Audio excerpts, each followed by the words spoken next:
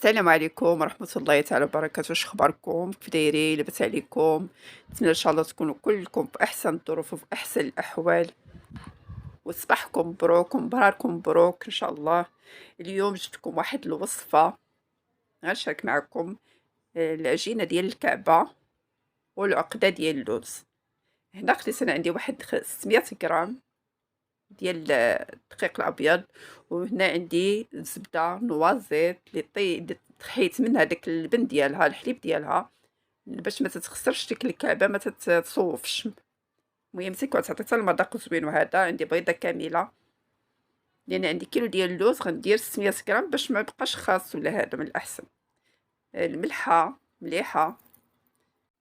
غادي نخلط العناصر مزيان مزيان حتى تتبسس مزيان تدخل الزبده.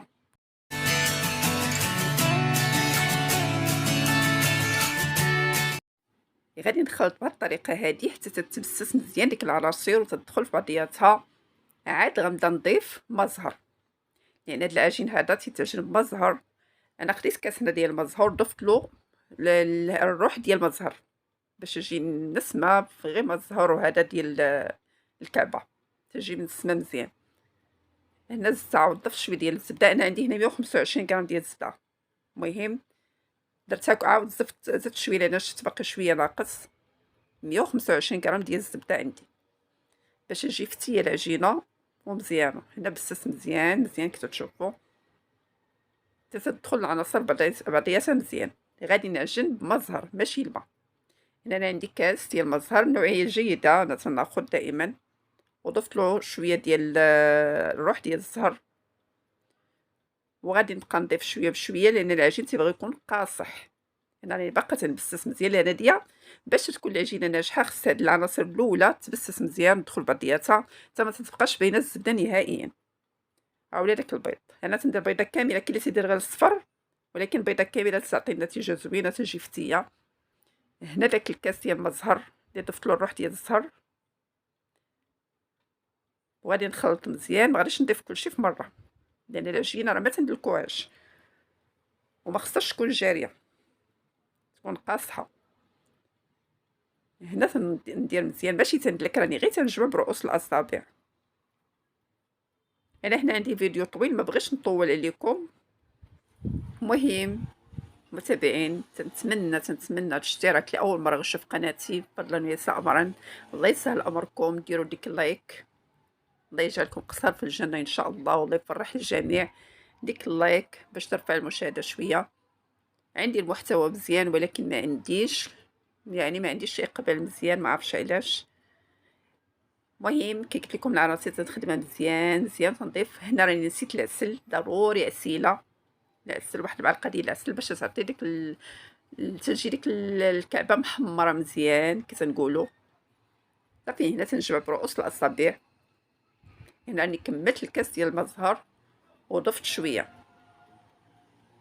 هنا ماشي ما كاينش المقادير مضبوطه، تنشوفوا عيننا ميزانه لان كل طحين على حسب. كاين اللي تيشرب كاين اللي ما تيشربش، راك تشوف غير تنجمع، ولكن العجينه خصها تكون قاصحه. انا هنا راه عجنت العجينه في الصباح وغادي نخليها حتى العشيه حتى الليل عاد غادي نخدمها، ممكن ليله كامله حتى الصباح تتخدم. الاحسن تنديروها في ميكا ونديروها في الثلاجه باش تعطينا الطوع تولي بحال المدلوكه، هي راه ما تندلكوهاش ولكن تبقى ليله كامله او على الاقل واحد 4 سوايع 5 تعطينا الطوع تجينا مزيان. صافي هنا كملت كي كنت ضفت واحد تقريبا 1 معالق ديال ما زهر. غادي نجمع العجين وغادي نديرو في ميكا. صافي هنا هذا هو القوام اللي بغيت. غادي نقطعها وغادي نديرها في بلاستيك الغذائي وغنخليها. كتشوفوا العجينه راه ماشي قاصحه بزاف تتفرتت، ولكن راها يعني ماشي جاريه بحال العجينات ديال هذه ديال الرزيزه. صافي هنا اكتشفت ندير حليبلات وغنديرها في البلاستيك الغذائي وغادي نحطها في الثلاجه حتى العشيه. هنا راني في الصباح عجنتها بالصباح، يعني غير حليتها عيني عجنتها باش توجد لي العشيه، او واخا تبات ماشي مشكل. المهم الاحسن تبقى في الثلاجه. صافي اللي كنت نديرها حليبلات قطعتها صغار باش تجيني في هاد الليكو هذا، وغادي نسد البلاستيك الغذائي وغنحطو في الثلاجه وغادي نمشي للعقده. هنا اللوز راني ديت وطحنتو، عندي هنا كيلو ديال اللوز، عندي ما انا ما درتش نص كيلو كامل ديال السنيده، درت 400 غرام، لان كيلو ديال اللوز دار فيه نص كيلو ديال السنيده. صافي هنا كتشوفوا طحنتها مزيان وعاودتها عند اللي تطحنوا هادشي ديال اللوز. هنا عاود درت الزبده نوازيط. دائما انا الزبده نوازيط ما تتخليش ديك الكعبه واخا تطول ما تتغمالش، لان الا بقى فيها داك الحليب تتغمل شويه. هذا واخا طول الحلوه ولا هذا الكعبه ولا هذا راه ما تتغملش. هادشي علاش انا تندير تتعطي حتى المذاق تتعطي احسن. وهنا العقده هي راه تتبغي دليك، نكتشفوا راه مفرشه وهذا هي راه مطحونه مزيان، ولكن مع الدليك عاد تيطلق ليدام ديالو داك اللوز حتى تتولي هاد العقده معلكه، حتى هي راه تنجنها بمزهر. كي قلت لكم هادشي راه مضبوط المقادير ماشي مضبوطه، لان كاين اللوز اللي تيشرب، كاين اللوز اللي حنا تندلكو، حنا تنضيفو داك هذا. المهم راه نضيف تقريبا واحد 2 معالق ديال الزبده نوازيط، ومن هنا تنضيف المزهر اللي ضفتو الروح ديال المزهر باش يعطي ديك النكهه مجهده شويه، تجي المذاق ديال المزهر في الكعبه. صافي تنبقى ندلك ندلك ندلك وانا تنضيف المزهر حتى تتبان لي العقده ولات معلكه ماشي ناشفه. تيزيد داك اللوز يطلق ليدام ديالو وتتولي معلكه. ضروري هاد ديك العقده ضروري كي تشوفوا خصنا ضروري، الا ما دلكتيهاش تبقى مفرشه وما حتى تتولي تندير حريبلات ولا تنشكلها كما بغيت.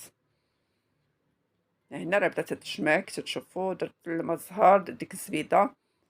صافي تنبقاو هادي نسيت ما قلتلكمش المسكه الحره، هي واحد شويه تعطي واحد المذاق. صافي هنا كتشوفوا العقده راه تجمعات ولات معلكه، تنشكلها كيما بغيت راه تتشكل. صافي هنا راها مزيانه. صافي غادي نحيدها، غادي نديرها حتى هي ناخذ العبار وغادي نعبرو المهم عندنا ميزاننا، ولكن من الاحسن ناخذ عبار باش يجينا شكل واحد الكعبه. غادي ندير فيها 18 غرام، 18 16 ما تكونش قل ما تكونش كتر. انا هنا درت 18 غرام. خديت العبار باش يجيني كلشي بقى تيجي وزن واحد، تيجي زوين، تيجي حتى المنظر جميل. هنا اكتشفت ندير حريبلات. غادي نوجد العقده وغادي العجينه راها مدليره، عاد من بعد غادي نخدم الكعبه وين تيكون كلشي واجد. عاد تنبقاو المهم انا هنا غادي نخدم العجينه. كاين اللي تيدير غير بالدلاك، واللي عنده الماكينه الاحسن الماكينه ما تتعذبش، ماكينه ديال الرزيزه ديال الورقه ديال هي باش غنخدم. تشوفوا هنا راه حتى الليل عاد خدمتها.